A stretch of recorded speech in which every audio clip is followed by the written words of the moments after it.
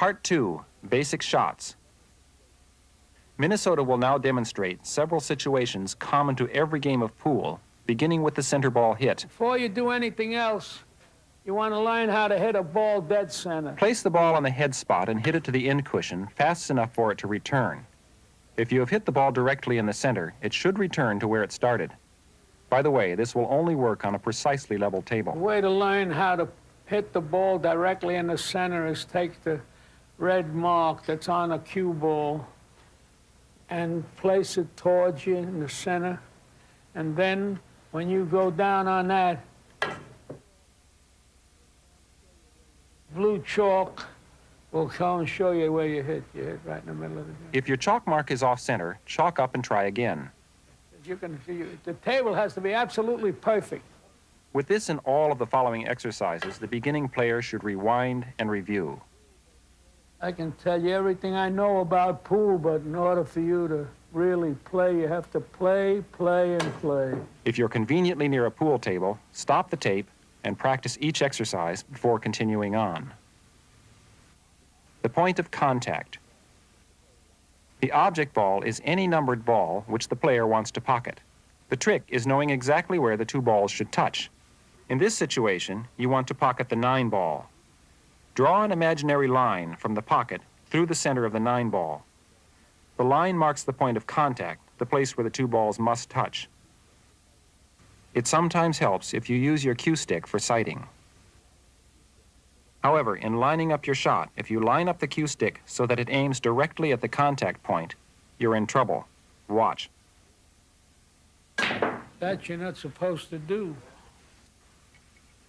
The contact point is not the aim point. In this case, you must aim slightly to the right, about half the width of the cue ball to the right of the point of contact.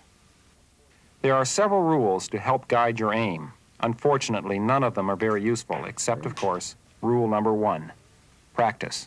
All the other top players of the world play and practice from morning till night. Center ball hit, with the cue ball close to the object ball.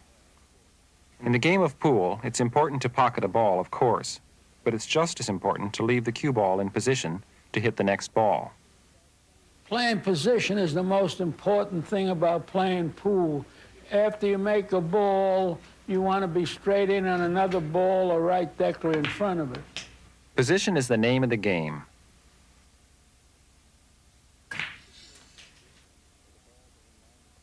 In a situation like this one, where the balls are in line with the pocket and the cue ball is close to the object ball, you want to hit the cue ball in the center.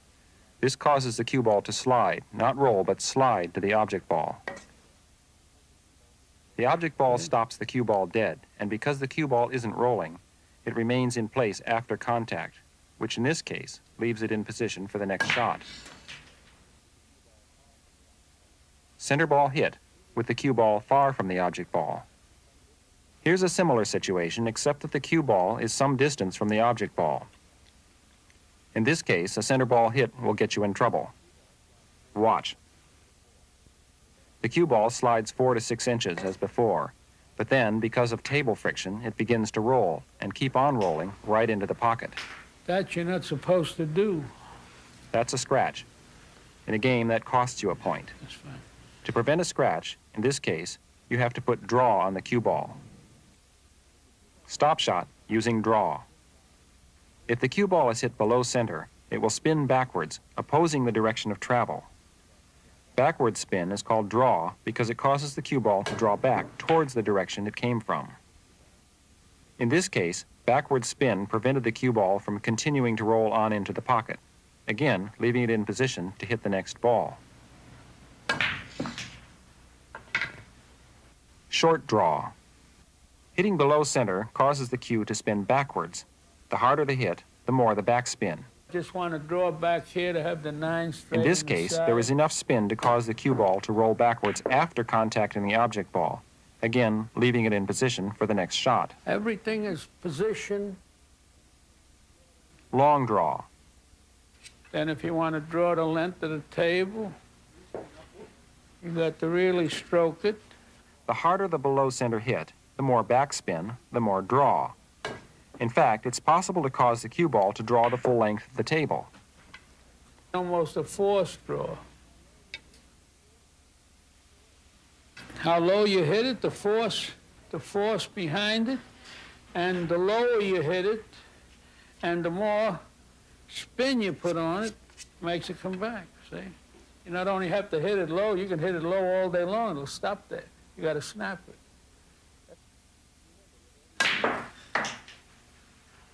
Remember, with every shot, you have two objectives: to pocket an object ball and to leave the cue ball in position for your next shot. Here's another good exercise. Make 4 chalk marks on the table where we have put circles.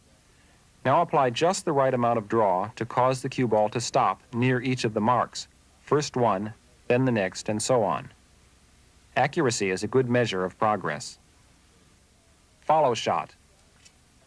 This is just an ordinary follow shot. I have to be down the end rail and make the 9. Follow is the opposite of draw. The cue ball is hit above center, causing it to roll forward more than it would if it were hit dead center. Follow the ball, and I'm straight in on the 9. Where draw brings the ball back, follow continues the forward roll. Like draw, follow is a matter of spin, created by friction between the tip and the cue ball. This means proper chalking is especially important. Good players chalk before every shot. To cause the cue ball to follow, it is hit above center at 12 o'clock. This causes the cue ball to roll forward after contact, more than it would if it were hit dead center. As with draw, the effect happens after contact with the object ball, not during initial travel. Everything is having an easy shot next. Right English. Hitting the cue ball either to the left or right of center induces spin around the vertical axis for what is known in the parlance of the game as English. In this case, you want to pocket the 8 ball in a way that leaves the cue ball in position to hit the 9. Hitting the cue ball to the right of center at 3 o'clock gives right English to the ball, causing it to veer right after contacting the cushion. Without right English, the cue ball would have bounced back towards the player. With English, it moves into position for the next shot.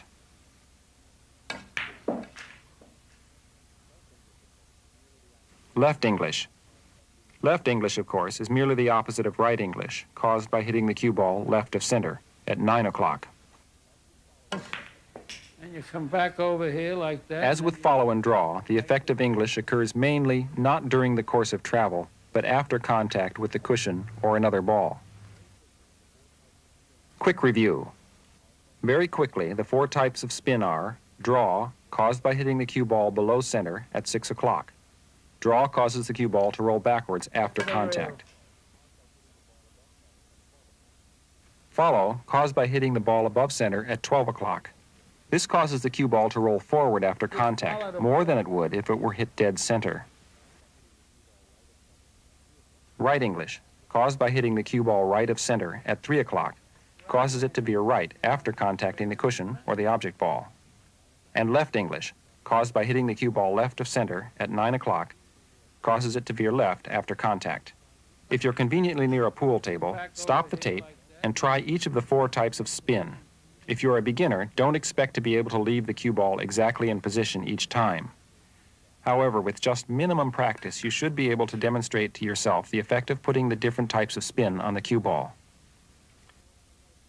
The bank shot. Banks are one of the most difficult things there is, and there's only a half a dozen of players on earth that ever could bank real well. And you have to know every kind of a move and every angle and everything else. Like this bank here is straight cross corner.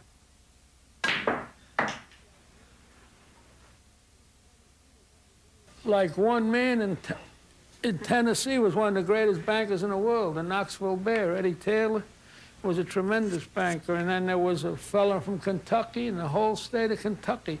And then in the whole North, there only was like 2 bankers at all, me and Andrew St. Jean. And they don't even never play banks up in New York and Chicago and that place, you see.